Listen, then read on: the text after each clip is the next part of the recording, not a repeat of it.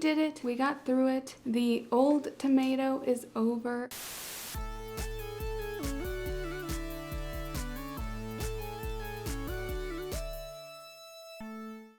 Hello and welcome back to the Miscellaneous channel where we do miscellaneous things. I'm Selene. I typically cover TV, pop culture, internet trends, and other miscellaneous things on this channel, so subscribe if that's your vibe. This video is actually a part 2 to my review of the first 8 episodes of season 1 of The Ultimatum on Netflix. The finale and the reunion were insane. Be sure to check out part 1 if you're curious about if I think The Ultimatum is worth watching and more background on the show. For this video, I want to get right into the recap and the journey of each couple through the finale and reunion. I'm going to put timestamps down below. The way I want to organize this video, again, is going by couples. I also try to look into any behind the scenes little tea about production and the couples. So I'm going to try to mention any behind the scenes facts I found out within the couples section. I did find a really good Buzzfeed article that had a lot of fun facts. So I'll link that down below if you want to just check that out instead of waiting around for me to get to it. And at the end of the video, I'm going to go through and look through your comments on part 1 of my video because y'all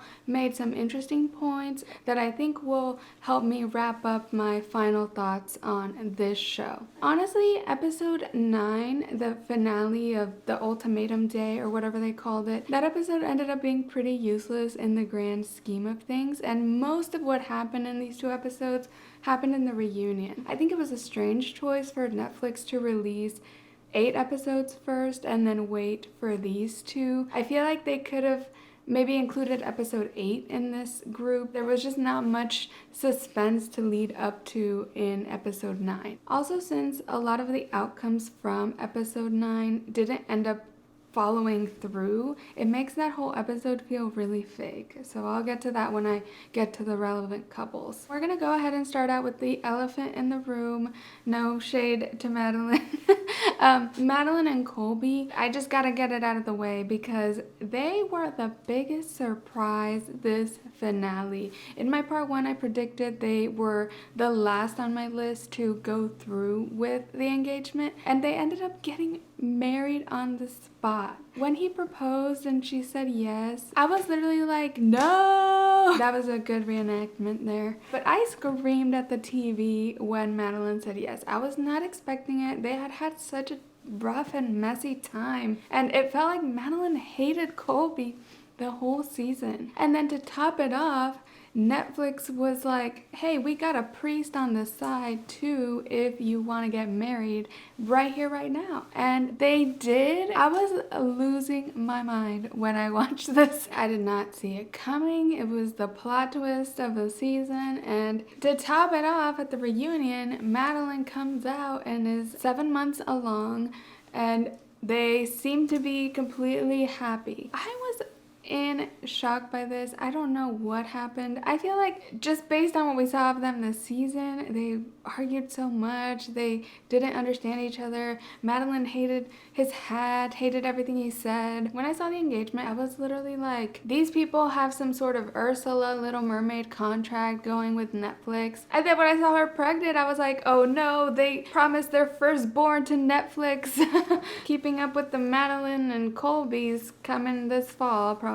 They don't reveal much else beyond that they're super happy together and that now they don't argue as much because they're thinking about their child first. I'm being shady and stuff at them, but they seemed happy, and I hope I can just take their word for it that they are in a healthy and happy relationship. Especially for the sake of a child coming into the world, I hope they're just in a good place to receive that. They addressed their main controversy, which was that Colby texted and made out with some girl at the bar while he was in his trial marriage with April. Madlyn and Colby were united on the front that Colby was just trying to get the most out of the experience the way Madlyn seemed to be with her partner Randall. Colby wanted that same experience and that he went about it in that way, and he regrets that decision, and Madlyn is like, yeah, that won't be happening moving forward. We're not in an open relationship, because that's what he had told the girl at the bar. They just seem very united on their stance on that issue, and they seem to have moved past it completely. There's a part where Alexis whispers under her breath to Hunter, like, if you did that, I would be so done. Shout out to Alexis. She was the producer we didn't want, but we needed as the audience. And Nick and Vanessa Lachey are afraid to go as far as our queen of the truth, Alexis. She is telling it like it is. And I know a lot of the fandom hates Alexis, but I gotta give it to her. She keeps it entertaining. First up is Nate and Lauren, a very controversial one who left early on in the show in this very awkwardly tense proposal, which Nick Lachey literally called it awkwardly tense, and he was like, let's watch it back. Roll the tape. They literally asked Nate if he's jealous of Madlyn and Colby's baby. They were opening the reunion with these questions.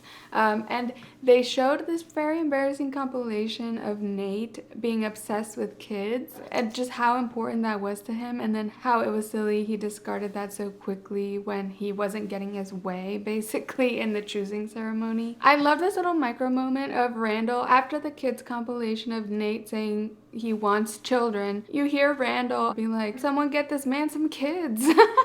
The one time Randall contributed something. So they interrogate them about their kids thing and how awkward the proposal was, and Nate and Lauren basically stand by everything that happened. They are still engaged, and they have been going to couples therapy like they had said on the show. They have agreed on one child as of right now. And it's only thanks to Alexis stepping in and being like, so are they having kids or not? And Nate and Lauren were like, we've agreed on one right now. However, Lauren did look like she had a gun to her head when she said that moment. I don't buy this couple, and my impression of them stayed the same ever since the engagement, so nothing changed from the reunion with this couple. Next, we have our other premature couple, and that was Alexis and Hunter. They are deep in their wedding planning process. Alexis seems to have been dreaming of this since she was born. Their main update is that they've moved in together and are planning their wedding. Moving in together has gone well. They did question Alexis about Hunter's finances and if that still bothers her, that he makes less money than her. And she said it's not important to her anymore and it's not all about that. And then Vanessa tries to save Hunter's reputation by saying, oh, his mom is a wedding planner, so at least you're saving a lot of money on a wedding planner. That's financial contribution, which it is. Alexis says that they're saving $25,000 on a wedding planner. I imagine they're doing their wedding pretty extravagantly just based on Alexis's taste. So moving on to the couples we did see throughout the show, and starting with April and Jake. This might get kind of convoluted because we're going to cover April and Jake and then Rae and Jake. In the finale, April and Jake did not get engaged and she walked away because those are the terms of the ultimatum. However, at the reunion we find out that Jake and April kind of just went back to being together afterwards, which just goes to show how much bullshit the show really is. April and Jake seem to have tried a little bit after and then broken up for good. It was crazy because in the finale, Jake told April while he was breaking it off with her that him and Rae are not gonna run away together. And then in the next scene, he is running away with Rae. In theory, we don't see that part and it didn't end up happening. We find out at the reunion. So for April, things seem to be really good. She expresses herself really well in the reunion. I did browse the subreddit for the Ultimatum and Love is Blind. In both subreddits, there's discussion about this. April really won the audience over. It felt like I was seeing an overwhelming amount of positive feedback about how April was very emotionally intelligent, very articulate in the reunion, while Jake came off looking worse. I was kind of surprised by that switch up because I feel like April started off kind of rocky because she is very emotional and passionate and just kind of a big personality. So I feel like at the beginning, people weren't sure about her, and now she has won over generally the audience of the Ultimatum. I did see on the Buzzfeed article that April and Jake mentioned how it was frequent of them to look at each other's phones or have access to each other's phones, like they had each other's passwords, so it wasn't like completely out of nowhere that she would go through his phone. I think the big deal about it was that she found these videos of Rae twerking, and apparently there were a lot of videos. They didn't go into more specifics beyond that. They showed a side-by-side of the twerking in question, Rae twerking at the club and April reenacting it in her confessionals. April also talks about how hard it was to see Jake and Rae develop their relationship, and when it got time to her 3 weeks with Jake, he seemed checked out of the relationship at that point and more focused on Rae, and Jake denies this. So it's kind of a he said, she said thing. There was also a compilation of Jake saying that he was dragged onto the show or forced to be on the show by April. And he echoed that in the Buzzfeed article I read, saying that he didn't want to do this. He said he had a whole proposal planned out for April on a cruise they were gonna take, but that cruise ended up conflicting with the show filming. I have some thoughts about this. I think this is kind of a cop-out thing Jake is doing, saying that he had this grand plan to propose, because if he wanted to propose, he would have done proposed.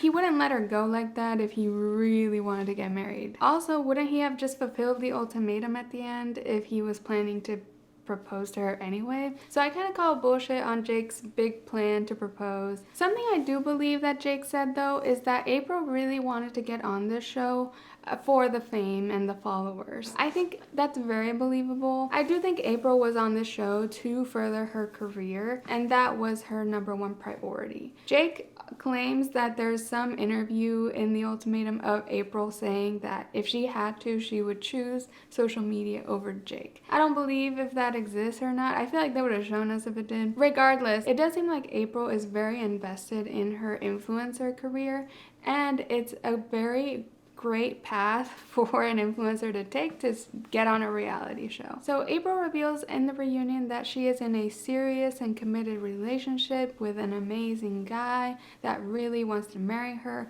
that tells her every morning, which I'm just like, okay. April, after Jake, was trying to have a hot girl winter, and it was funny because Nick Lachey was like, what? She is actually gonna reveal him tonight on her Instagram. Let me just prepare a few reactions for when she does her boyfriend reveal. Ooh, he's hot. All right. Ugh. So which reaction is it? All right. There you go. But good for April. It sounds like she's in a much more healthy relationship. She came across very mature in this reunion and came out great with the fan base, which I think was her #1 priority. Let's go on to Jake and Rae, who we already talked a little bit about Jake. After Jake broke up with April in the finale, he went with Rae and said, let's go on a trip to anywhere in the world, pulling out this envelope that producers gave him. But at the reunion, we find out that Jake and Rae never went on the trip. Basically, it was because they both went back to their original relationships and did not take whatever happened in the finale as real. And they both had their own messy breakups with those people after the show. Rae and Zay start off civil to each other, but later on it gets a lot worse. So at this point, Rae is saying her and Zay tried to figure stuff out. They both became better communicators, but it ultimately ended up not working out. While Rae is speaking, Zay starts interjecting about certain things, saying,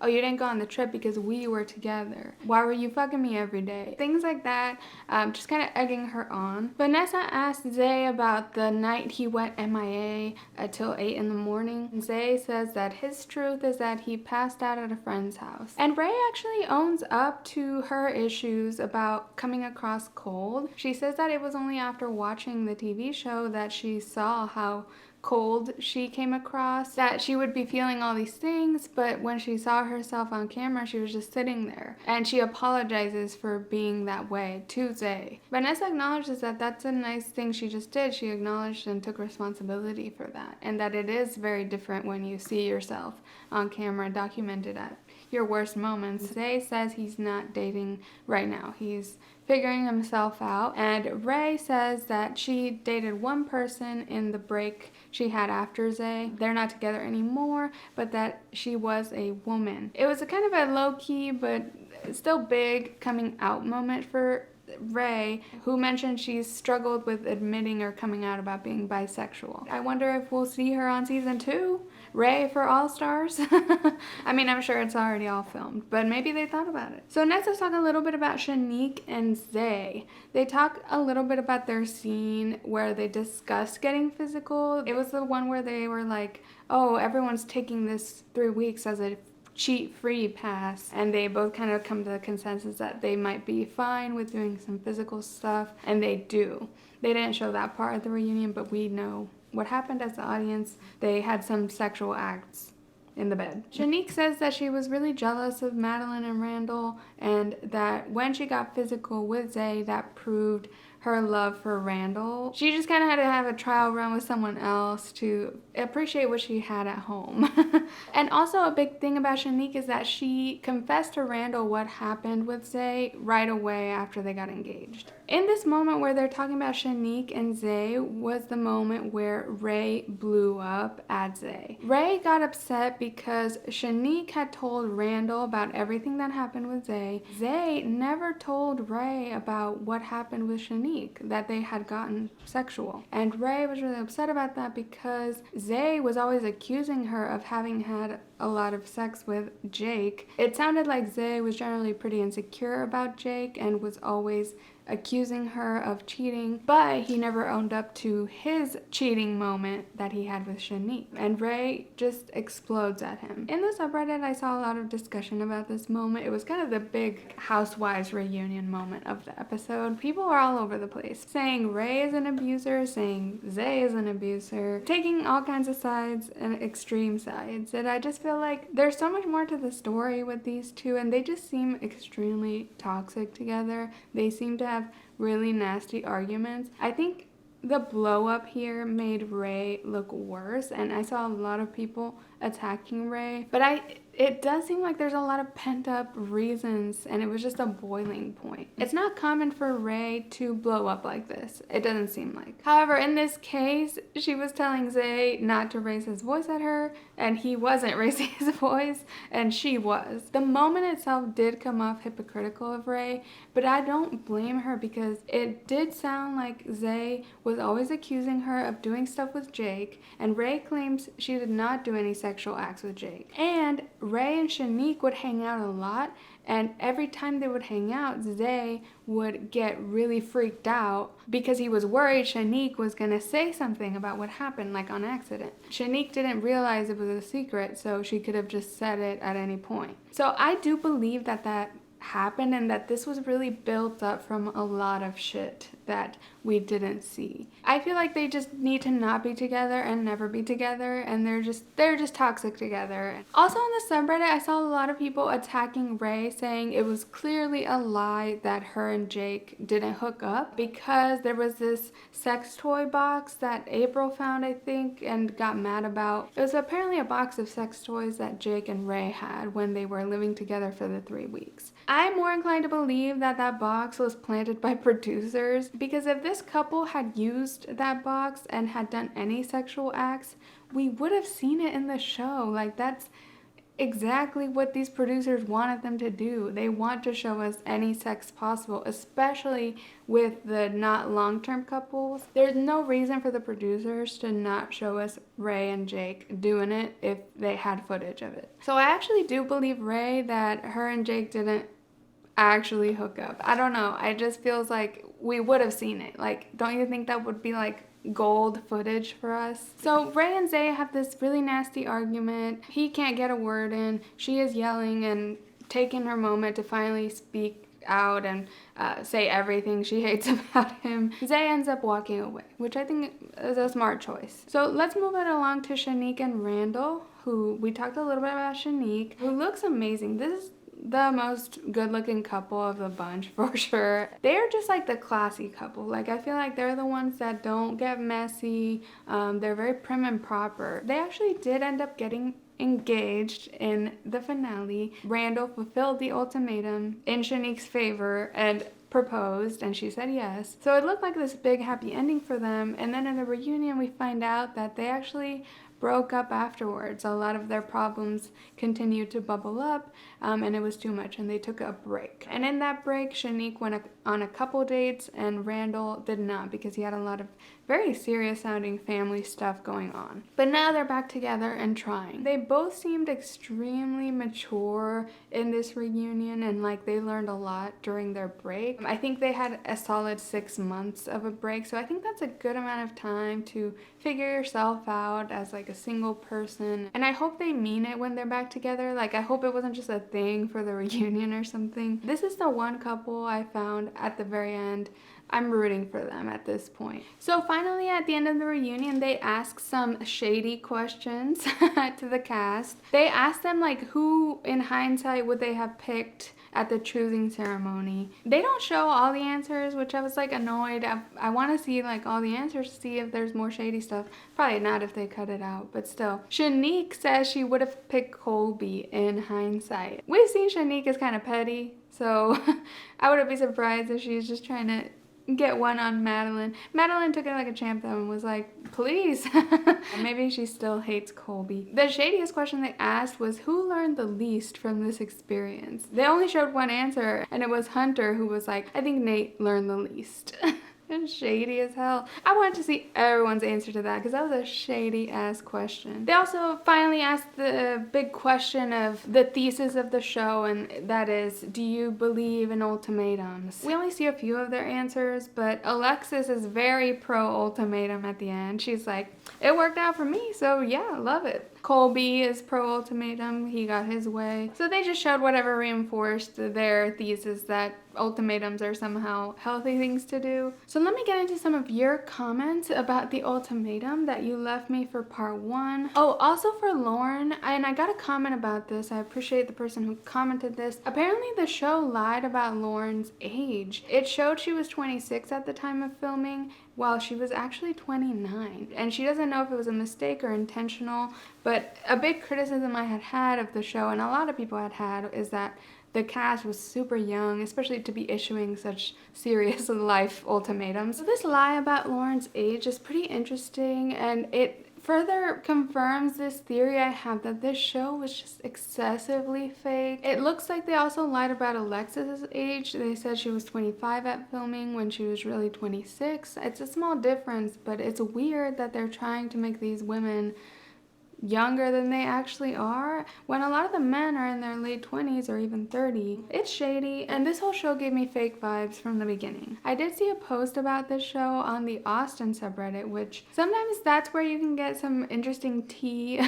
Going to the subreddit of the city where a show was filmed, because usually people know someone who worked on the show or have a friend on the show. You never know. In the Austin subreddit, someone said that their friend is a massage therapist, and they had hired them to give one of the couples like a very sexual massage. The comment is by Sailor Scout 119. Producers told her to make it as sexual as possible because the couple hadn't banged and they were trying to stir the pot. So there's another possibly like just overproduced thing about the show. I imagine the alcohol they gave them was a lot. I saw in the Buzzfeed article, it did say the alcohol was excessive on this show. Some of the cast had never drank that much in their life. Just a lot of this show feels so fake and manufactured, down to the ages thing. Such a random thing to lie about. So there were a couple of comments that not called me out.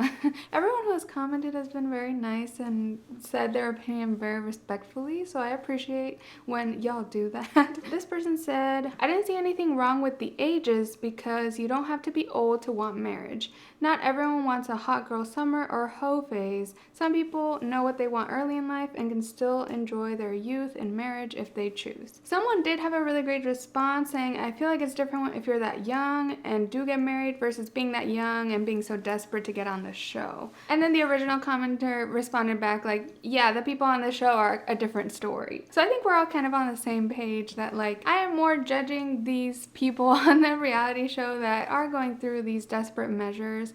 And I think it is mostly to be famous. I really don't think they're on here for the actual marriage part. Like, I think they do want marriage, but it's not the point of going on this type of show. It's more of the concept of like wanting a marriage and wedding so bad that you issue an ultimatum, and it can work. I mean, the Lachey's talk very positively of ultimatums working, but it does feel just a little bit forceful of like, marry me or else. I mean, it worked for Colby and Madlyn. They seem happy. It kind of worked for Shanique and Randall. It worked for Alexis and Hunter. So it can work. It just wouldn't be my approach or something I would recommend to like my friends. Along the lines of these comments, I got one comment that said, is there something wrong with being traditional? This is my YouTube channel where my personal biases come out. I sometimes come off a little judgy to people that follow a path that may be different from mine. I'm a double Virgo. That should tell you everything you need to know.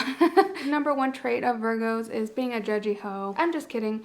I have no problem with people wanting a traditional path. I think that's completely fine and normal and cool if you go for it. I just don't like it when it is forced upon me. And I think the issue with like tradition or traditional paths and why it's gotten wrapped up in like a negative connotation for me is just because I come from a Mexican family that is very pushy about having the marriage, having the wedding, having the children. It is very looked down upon to not follow that path. And I have had tradition forced on me because it is tradition, like it's the default. It has been pushed on me in a lot of ways, from media, from growing up, just being socialized at school, at home with my family. It's funny that the other commenter mentioned having like a hot girl summer or hoe phase. I'm with that commenter. I didn't necessarily want a hoe phase or anything. Maybe that would have been a great learning experience, sure, but I've always been someone that's in a long-term relationship. It's more of like this whole marriage machine and like the bridal industry that I have beef with. But tradition is great as long as you're not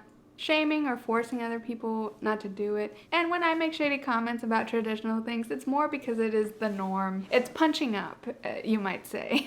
And this commenter was so respectful about the question they asked. Like, they might just have been posing the question not in like a I like tradition kind of way. They didn't mention if they're traditional themselves. So I just thought that was an interesting comment, and I do need to check myself to not be so judgy, but at the same time, it's just like, I don't mean it in a harsh way, and I hope y'all know that. I think this show is just so extremist and ridiculous that it's like the whole concept of marriage that they try to portray on this show feels kind of ridiculous and perhaps toxic if they're promoting ultimatums as this like great thing. Or Love is Blind promoting getting married in like 5 weeks of knowing each other. So all in all, married people don't deserve rights. Someone made a comment about, let me just read the comment. Did anyone feel like there was a discomfort among the participants around interracial relationships? Alexis flipped out over not being chosen. She said something like, I'm the one here who looks most like his girlfriend. It didn't feel like Shanique was ever gonna pick Nate. This is an interesting comment, but I'm not really qualified to answer it. I don't think. I'm not in an interracial relationship myself. I will say I feel like this show didn't address hard topics like that. They kind of played the not Love is Blind, kind of like we don't see color kind of thing by just not acknowledging race at all. The Ultimatum didn't address COVID. It really didn't want to address anything that was uncomfortable at all, like any actual big life topics. And I do feel like Love is Blind has its many flaws. The success of Love is Blind, I say, is mostly due to Lauren and Cameron as a couple working out in season 1 the way they did. There's other factors that contributed to Love is Blind's success, but I feel like Lauren and Cameron just legitimized the show in a way that the producers could not even have imagined. I feel like a big moment for Love is Blind season 1 was when they addressed them being an interracial couple, and they addressed it head on. It gave the show an authenticity and a legitimacy that I think contributed to its great success. I do think The Ultimatum, because it's later in Netflix making reality shows, they just gloss over any serious topics like that, but I don't think they should, because those are the kinds of moments where you win over authenticity, and you win over people because people relate, or people learn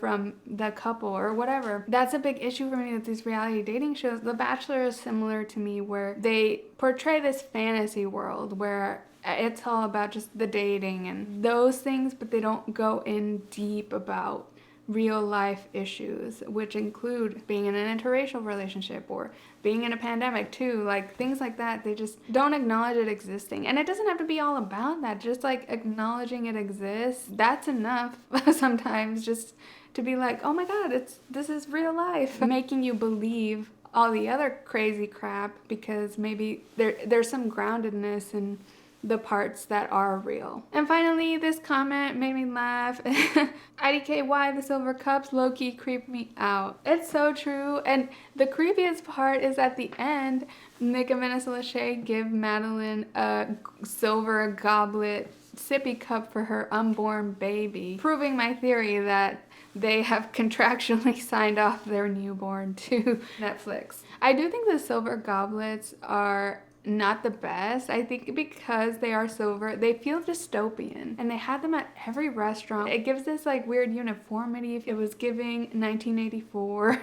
I think the gold in Love is Blind works because it's warm, and it doesn't have this like silver futuristic quality about it. So I agree about the cups, and it's ultimately creepy. They gave it to the fetus. So those are my final thoughts on the Ultimatum. It was a ridiculous ride, but like I said in part 1, I'm excited for season 2. Let me know what you thought of the finale or reunion. Were you shocked by anything? I would love to hear about it in the comments below. Please like this video and subscribe to my channel if you enjoyed. I put out new videos twice a week about TV, pop culture, internet trends, and other miscellaneous things. You can follow me at Miscellaneous on Instagram or Twitter to find out about new videos, or just turn on the bell notification here on YouTube. Thanks so much for watching, and I'll catch you in the next one.